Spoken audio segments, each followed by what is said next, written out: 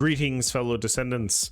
Before I jump in the video, I just wanted to brainstorm with everyone and see what everyone likes to see inside of a Twitch channel from me. Some of it will be general gameplay, some of it will just be farming while I'm hanging out with my community, and then a lot of it I do want to produce general value for the community of whatever game I'm streaming for, which obviously right now is the First Descendant. So if you have any sick ideas with sort of either a theory crafting channel of sorts, or how modules work, or how things in the game work, maybe a Q&A of sorts with the audience. But I would like to hear y'all's thoughts on it too. It has dawned on me that I have not been having as much fun with the game as I could, especially with my build crafting series in where I go over how to actually build characters.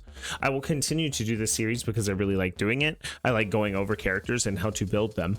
However, going forward, I'm going to do a build that I enjoy, a build that's the best for bossing, and a build that's a best for damage over time, if that's inside of the character's kit. I will be focusing mainly on building a character inside of the character's kit itself. What do I mean by this, you ask? If we take a look at Viessa and the previous build I made, I had previously made a build that was for ad clearing and boss damage, and where you could intertwine the two if you so choose. If I had specifically just picked the one that was the most fun, I would be utilizing Ultimate Viessa's kit. I actually do believe that Absolute Zero is the most fun module that she has because it's just so synergetic. I love it. And then with cold-bloodedness, you cannot do more damage than cold-bloodedness to a single target, but you have to sacrifice a lot of survivability and maneuverability in order to realize this build. So I had way more fun with the Absolute Zero.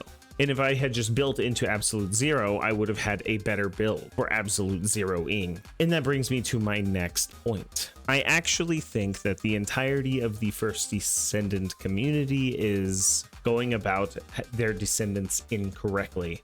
Everyone is going and stacking upon stacks and stacks of skill damage in order to realize the most amount of damage that their character could do, and this is inherently not really what the First Descendant is about. Every descendant I view as a tool. Now, that is not to say that you shouldn't put skill damage on your descendant. I'm just saying that most descendants are actually maxed out after one battle and maybe an attack module. You can put a spear and shield or an iron defense for a little bit more damage and a little bit more defense, and this is worth it in most scenarios. But you don't need a battle module, an attack module, a skill power modifier, an arc power modifier, 4 critical damage modules, and cooldown reduction on every descendant. It's just unnecessary simply because of your character's kit and what they were designed to do. Not every character was designed to go in there and deal 40 million skill damage in 20 seconds. Some were, and then you can break some of them by doing it anyway. And if we, instead of just taking every descendant and building the crap out of their skill damage, we would have more tools in a toolbox. Instead, we have 16 choices of how to make an inferior glay or leopard. I got 12 hours with this, man. Sad. Bunny is one of the very few characters I see utilized pretty correctly inside of the First Descendant, because they gave her a toolkit to use in certain scenarios, and she's basically the best Swiss Army knife the game has to offer. The point of this short video that I'm trying to keep brief is that going forward, I'm going to make 3 builds. One is going to be for the character to utilize as I think the character should either be utilized or just to have fun with.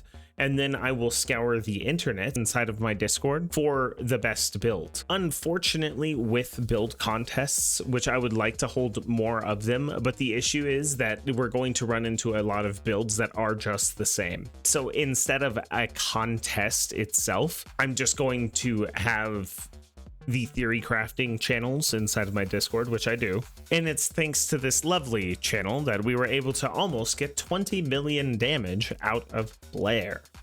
So if you want to be part of the theory crafting channels where you can showcase your builds, and especially if you're a content creator and you've already made cracked out builds, I'll end up picking the best ones on YouTube.